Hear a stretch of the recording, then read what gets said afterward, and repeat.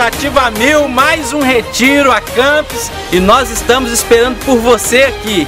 Vai ser um tempo de Deus para nossa vida, vai ter palavra, vai ter várias coisas e você não pode ficar de fora. Galera bonita, você pode aqui nesse lugar receber mais de Deus e N coisas que você pode fazer. Nós esperamos por você aqui, vai ser muito top, Deus vai falar com você e vai ser bom demais. Tamo junto, é nóis!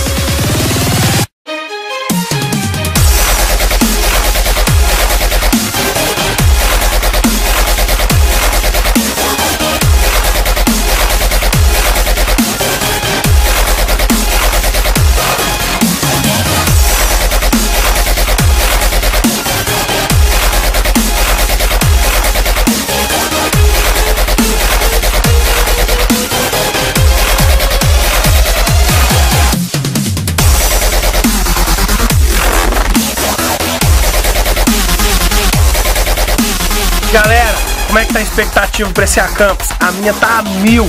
Pode ter certeza que vai ser um tempo muito de Deus para sua vida. Deus vai fazer grandes coisas nesse Acampus, como Ele fez em todos os outros, como Ele já fez na minha vida, na do Filemon, na do Tarcísio e na de muitos outros que tiveram experiência nesse lugar onde nós estamos. Então você não pode perder. Para tudo que você estiver fazendo, para a sua vida e vem para esse Acampus, que vai ser bênção de Deus para você.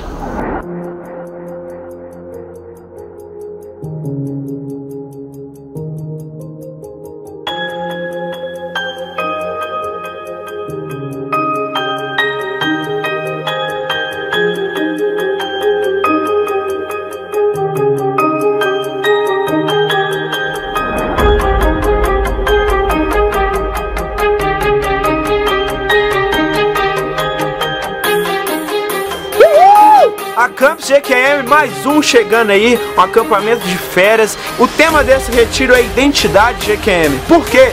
Porque nós cremos que uma vez que a gente sabe quem nós somos em Deus, isso muda tudo. Então nós estamos aqui com isso, com esse propósito, nos dias 15, 16 e 17 de julho.